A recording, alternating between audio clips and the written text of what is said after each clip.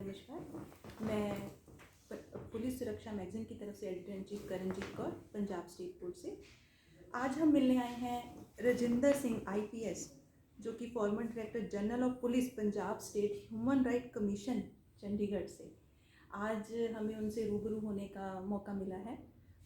आइए बात करते हैं राजिंदर सिंह जी से।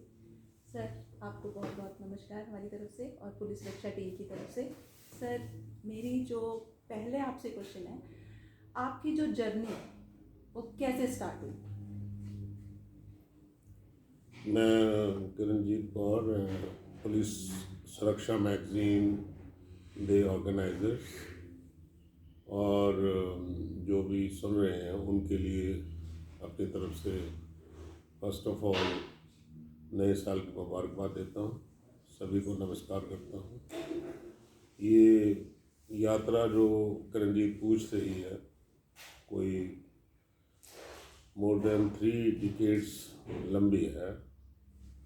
तो शुरू इसलिए हुई कि जब कोई आदमी, कोई बच्चा पढ़ता है, थोड़ा क्वालिफाई हो जाता है, तो उसकी मंशा होती है कि कोई ना कोई अच्छी नौकरी में जाए। कोई उसके लिए कंपटीशन, यूपीएससी, ये दरवाज़े खुले होते हैं। ऐसे ये दरवाज़ा हमने खटकाया 1980 में, 1981 में, 1982 में। तो उससे पहले हमने सारी अपनी क्वालिफ़िकेशन पूरी की। मैंने 75 में ग्रेजुएशन की थी फ्रॉम गवर्नमेंट कॉलेज रोपड़, और फिर एमए इंग्लिश मैंने की पंजाब यूनिवर्सिटी चंडीगढ़ से। उसके बाद 3 साल का मैंने एलएलबी डिग्री की चंडीगढ़ से, जो 1980 में कंप्लीट हुई। तो उसके बाद मैंने साथ साथ पेपर भी दिए थे वो यूपीएससी के। उसमें मुझे क्लास 2 सर्विस मिली और फिर मैंने ज्वाइन नहीं की। 1981 में मैंने फिर एग्ज़ाम दिया, तो उसमें मुझे आईपीएस मिल गया और पंजाब गार्डन मिल गया। उसमें मैंने ज्वाइन किया उसको। साथ साथ मैंने आईएएस के पेपर दोबारा दिए 1982 में। उसमें भी मुझे आईएएस मिल गया। फिर 1983 में उसका रिजल्ट आया था, जब मेरे लिए क्वेश्चन था कि आईपीएस में रहना चाहिए या आईएएस में जाना चाहिए। ये 1983 में पंजाब में काफ़ी हालात ख़राब थे। उस वक्त मन में आया कि अपना पंजाब है, इसमें जो भी हम कंट्रीब्यूट कर सकते हैं इसको ठीक करने के लिए, वो पुलिस में आके हम कर सकते हैं। तो मन में एक ऐसा जज्बा आया, तो हमने आईएएस को ज्वाइन नहीं किया और फिर पुलिस में ही रह कर नौकरी करनी चाहिए। सर, मेरा क्वेश्चन ये था एक और आपसे कि ये जो आपने ज्वाइन करने का सोचा, क्या ये आप कोई इंस्पिरेशन थी आपकी, कोई आपके घर से था कोई पहले इस डिपार्टमेंट में, या कुछ ऐसा आपने देखा कि मुझे जाना ही इसी में चाहिए, कि मुझे आईपीएस ही बनना है, आईएएस नहीं ज्वाइन करनी है? कुछ ऐसा हुआ आपके साथ? असल में मुझे पुलिस की नौकरी अट्रैक्ट करती थी, आर्मी की नौकरी भी अट्रैक्ट करती थी। जब मैं ग्रेजुएशन कर रहा था रोपड़ में, एक आर्मी की मैगजीन आती थी, सैनिक समाचार जी। उसमें मैं देखता होता था यूनिफॉर्म वाले लोग। एक दो बार मुझे अम्बाला जाने का मौका मिला। वहाँ आर्मी अफसरों के घरों के आसपास घूम के देखा, वहाँ नेम प्लेट लगी होती थी, brigadier so and so, major so and so. तो ऐसे लगता था कि ये जो यूनिफॉर्म वाली नौकरी है, इसमें अच्छा लगेगा। हाँ। तो मतलब आपने जो देखा कि आप जो इम्प्रेस हुए, वो इम्प्रेसिव जो इंस्पिरेशन आपकी बनी, वो बनी एक सैनिक जो मैगजीन आती थी उसको देख के। यस। उसको देख के आप आगे बढ़े। ठीक है। तो अब मतलब आपने जब ये ज्वाइन की तो घर में मतलब फादर साहब, मदर सब मतलब खुश थे इस बात से कि आपने ये ज्वाइन किया, या वो किसी और देखना चाहते थे कि कहीं और जॉब मतलब हो, जैसे सिंपल परिवार से हैं तो? हम देखो, मैं तो एक रूरल परिवार से हूँ जी। ग्रेजुएशन तक मैं अपने गांव में रहता था। जी। तो मेरे फादर तो चाहते थे कि मैट्रिक के बाद मैं नौकरी करूं। उन्होंने मुझे काफ़ी पेस्टर किया और उन्होंने एक बैंक की नौकरी मेरे लिए इंतज़ाम कर ली थी। उन्होंने कई लोगों से मुझे कहलाया भी कि मैं बैंक की नौकरी ज्वाइन कर लूँ। तो मैंने जिद की, मैंने कहा कि मैं बीए करूँगा पहले, फिर साथ में फिर नौकरी कर लूँगा, फिर बेशक मुझे कोई दिक्कत नहीं होगी। तो फिर मैंने बीए कर ली। ऐसे मैंने ज्वाइन नहीं की उनके कहने से, मैंने उनका कहना नहीं माना। अच्छा, फादर साहब का कहना नहीं माना, मतलब थोड़े जिद्दी थे। नॉट जिद्दी, पर थोड़ा सा मुझे दिख रहा था कुछ। अच्छा, कि मैं पढ़ाई करके मैं पहुंचूंगा। कुछ आगे बढ़े। हाँ जी, वेरी गुड। तो फिर अभी मेरा बीए का रिजल्ट नहीं आया था अभी।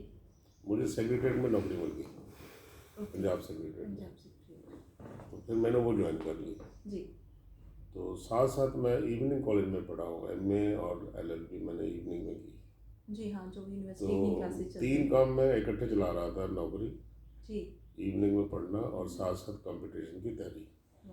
तो नेचुरली जब ऐसा अचीवमेंट हो जाता है, आईपीएस बहुत बड़ी सर्विस है जी। एक छोटी सर्विस से निकली इतनी बड़ी सर्विस में जाने का मौका मिला जी। तो मैं भी खुश था, परिवार भी खुश था, दोस्त भी खुश था। ठीक है। तो मतलब आप जैसे थे कि भाई बहन आप कितने हो, कि उनमें से आप बड़े हो, छोटे हो, कि मतलब हम 9 बहन भाई हैं, मैं नंबर 2 पे हूँ। अच्छा, आप नंबर 2 पे हो। तो मेरे वो दो सभी मतलब जो आपके बहन भाई हैं वो किस कैटेगरी में, मतलब किस जॉब में वो वो सारे सिविल में? 2 तो मेरे ब्रदर पुलिस में रहे। अभी भी एक है मेरे से छोटा, वो एसपी है। ओके, वो कहाँ पे है जिस टाइम? फाजिलका में। फाजिलका में। और उनका नाम? इकबाल सिंह। इकबाल सिंह जी। तो एक बड़ा मेरे से, वो भी पुलिस में से इंस्पेक्टर रिटायर हुआ है, वो अभी रोपड़ सेटल्ड है। Okay ji. Basically we belong to Ropar district. तो बाकी जो मेरे रिश्तेदार वगैरह हैं, कुछ उनमें से ऑफिसर्स हैं, कुछ उनमें से कुछ छोटी जॉब पे हैं, कुछ वैसे हैं। ओके। तो मैं ये पूछना चाहूँगी कि ये तो बहुत अच्छी इंस्पिरेशन जो आज का यूथ है, जो आजकल नशों की तरफ क्या काफ़ी, मतलब आज हम देख रहे हैं कि सोसाइटी में क्या कुछ चल रहा है, जो आज के नौजवान हैं, मैं कहती हूँ उनके लिए बहुत इंस्पायर्ड पर्सन है राजेंद्र सिंह जी, क्योंकि जिन्होंने एक गोल अचीव करने के लिए सोच लिया था कि मैट्रिक के बाद मुझे कुछ करना है, और उसके बाद उन्होंने ये साथ साथ अपनी स्टडी कंप्लीट की, जॉब की, और उसके बाद अपना एक एम लिया कि मुझे आईपीएस ही बनना है। तो सर, आगे मेरा क्वेश्चन ये है कि जैसे परिवार में काफ़ी प्रॉब्लम्स आती हैं, तो जब आप आईपीएस की ट्रेनिंग के लिए गए तो कोई ऐसी प्रॉब्लम का सामना करना पड़ा कि जैसे घर में बोलते कि नहीं जाना है, कुछ वैसे आपने एक जिद कर ली थी कि फादर साहब का कहना नहीं माना, तो आप उस मुकाम पे पहुंचे, तो उसके बाद कुछ ऐसी परेशानी का सामना करना पड़ा आपको? नहीं, उसमें समय बहुत चेंज हो गया जी। जब हम लोग इस पोजीशन में थे, नौकरी ढूंढनी, नौकरी करनी। उन दिनों कहाँ पढ़ना, कहाँ पेपर देने जाना, पेरेंट्स ज़्यादा इस बारे में चिंता नहीं करते थे। पेरेंट्स को ज़्यादा पता भी नहीं होता था कि हम कर क्या रहे हैं, हम खुद ही करते थे। आजकल है कि हर बात पेरेंट्स को पता होती है। आजकल बच्चे को बहुत समय चेंज हो गया। बच्चे का रोल नंबर भी पेरेंट्स संभाल रहे हैं, बच्चे को छोड़ने जा रहे हैं, लेने जा रहे हैं। हमारे साथ ऐसा कुछ नहीं था, हम खुद ही करते सारा कुछ। मेरा ख्याल है कि जब मैं अपने फादर को बताया अपना रिजल्ट, हम यहाँ थे चंडीगढ़ में, मेरे साथ मेरे अंकल गए यहाँ से, हम रोपड़ उनको मिलने गए, फार्म हाउस पे रहते हैं वो। तो वहाँ से रोपड़ से थोड़े लड्डू ले लिए, कुछ ऐसी चीज़ें ले ली। पहुँचे तो उनको बताया कि आईपीएस में आ गए, तो वो बल्कि थोड़े हैरान से थे, कहते ऐसे कैसे हो सकता है, कैसे ऐसे आ जाते हैं सीधे ही। तो उनको थोड़ी खुशी भी थी, थोड़ी हैरानी भी थी। ठीक है। तो सर, आज का जो यूथ है उसके लिए आप कोई मैसेज देना चाहोगे? देखो, यूथ के लिए तो हम बहुत काम भी करते रहे हैं, बड़े हमने प्रोजेक्ट्स किए हैं उन पे यूथ के। यूथ हमें बहुत अच्छी तरह जानता भी है, सारे पंजाब में मेरे ख्याल मेरे से काफ़ी लोग जुड़े हुए हैं। उनको हम यही कहते रहे हैं कि हौसला नहीं छोड़ना चाहिए, कुछ ना कुछ ले लेंगे आप अगर आप मेहनत करते रहेंगे। उनको मेरा उनके साथ बहुत अच्छा रैपो रहा है। मैं बठिंडा में एसएसपी भी रहा हूँ, आईजी भी रहा हूँ। जी। तो 2005-06 में मैं आईजी बठिंडा था, 8 डिस्ट्रिक्ट मेरे नीचे थे जी। यूथ को हम बहुत नज़दीक से होकर देख रहे थे और नशों के खिलाफ हमने बहुत पब्लिक ओपिनियन लामबंद की थी और काफ़ी अच्छा रिजल्ट मिला था। हम हर गांव में जाते थे, लोगों से मिलते थे। हमने एक ड्रामा भी तैयार किया था, नाटक मतलब नशे के ऊपर ही प्ले, नशे के ऊपर, नशे के बारे में, डॉरी के खिलाफ और खुदकशी के खिलाफ, जो किसानों में खुदकुशियाँ हो रही। वो ड्रामा था, उसका नाम था मिट्टी रोदन करे। मिट्टी रोदन करे, मिट्टी रोदन करे। पंजाब की मिट्टी रुदन कर रही है, एक्सपेक्ट कर रही है आपसे भी कुछ बिहेव करो। तो वो पंजाबी यूनिवर्सिटी पटियाला की टीम थी, कलाकार जो थे जी। तो मिस्टर बोपर राय बीसी थे। मैंने उनसे मिला कि भाई देखो, हमने टीम चाहिए आपकी, हमने एक ऐसा नाटक तैयार करना है, लोगों को मैसेज देना हमने जी। तो वो कहने लगे कि हमारा कुछ ऐसा अरेंजमेंट है कि भाई हम कोई शायद 10,000 रुपये लेते हैं एक परफॉर्मेंस कराने का। उसमें 40% जाता है कलाकारों को और 60% यूनिवर्सिटी को जाता है। मैंने कहा जी आप रेट सही लगाओ। कहते आप लगा दो। मैंने कहा, मुझे कहने लगे, मैंने कहा जी, कहता आप 5,000 दे दो। मैं कहा नहीं, हम 5,000 नहीं, हम 10 ही देंगे। 10 में कोई नेगोशिएशन नहीं है। पर ये है कि आप उल्टा करो इसको, 60 कलाकारों को दे दो, 40% उनको दे दो। वो मान गए, खुश हो गए। फिर हमने 100 परफॉर्मेंसेस कराई 8 जिले में उस नाटक मंडली से। हमारा पैटर्न ये था कि हम शाम के टाइम पे एक क्लस्टर विलेज पे अपनी टीम को भेजते थे। फिर हम सभी जाके जो सीनियर अफसर थे, लोगों से बातचीत करते थे 10-15 मिनट, उनसे उनको समझाते थे कि खुदकशी नहीं करनी चाहिए। उनको सिंपल भाषा में समझाना कि खुदकशी क्यों मना की गई है। बंदे की अपनी जान है, वो अपनी जान लेना चाहता, ले तो सकता है, पर मना क्यों कर रहे हैं इसको। उनको समझाया गया कि देखो, खुदकशी बंदा उस वक्त करता है जब वो सोचता है कि मेरा यहाँ जीने का फ़ायदा ही कोई नहीं। मान लेते हैं कि उसको अपने लिए कोई फ़ायदा नहीं है और उसके रिश्तेदारों को फ़ायदा होगा, समाज को फ़ायदा होगा, नेशन को फ़ायदा होगा। ऐसे उनको हम समझाते थे। फिर उसके बाद नाटक चलता था, उसमें मनोरंजन था, सबक था मेहनत करने का, और एंटी डॉरी था, एंटी इंटॉक्सिकेंट था।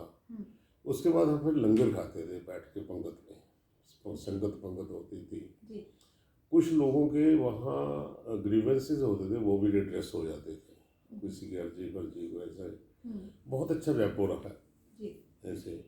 इसी तरह एक बार हमने और एक प्रोजेक्ट चलाया वहाँ, एक 500-600 सिपाही भर्ती होने थे। ये किस सन की बात? बठिंडे की, कोई 2006 की बात। 2006 की बात, ठीक है। तो उसमें मेरे पास कई लोग आए थे कि हमें भर्ती के लिए हमारी सिफारिश करो। मेरे साथ एक बंदा सैर सूर करता होता था। मैंने उससे पूछा, उस मुलाजिम था हमारा, कि भाई क्या करना चाहिए, बड़ी सिफारिशें आ रही हैं, तो कितने लोगों की सिफारिश करेंगे आप। मैंने कहा ऐसे करते हैं, हम किसी की सिफारिश नहीं करेंगे, हम यहाँ एक कैंप लगाते हैं जो सिपाही भर्ती होने के लिए मदद करेगा। तो हमने एक पेपर में बयान दे दिया कि हम ट्रेनिंग देंगे जो लोग सिपाही बनना चाहते हैं। तो हमारे पास 2500 लोग आ गए थे। तो हमने राजेंद्र कॉलेज थे वहाँ कैंप शुरू कर दिया। वो 1 महीना कैंप चला, उनको ट्रेनिंग दी, भागने की, दौड़ने की, उनकी बॉडी सीधी करने की, जनरल नॉलेज ठीक करने की। तो फिर उनको हमने बताया कैसे चलना चाहिए, इंटरव्यू वगैरह कैसे होनी है, गाइड किया, कोचिंग दी। तो उसमें से काफ़ी सारे लड़के हमारे सिलेक्ट हुए थे। तो तो हमें बड़ी खुशी हुई कि कहीं हमने 2-4 सेलेक्ट करा सकते थे, कहीं हमने कितने ज़्यादा करा दिए।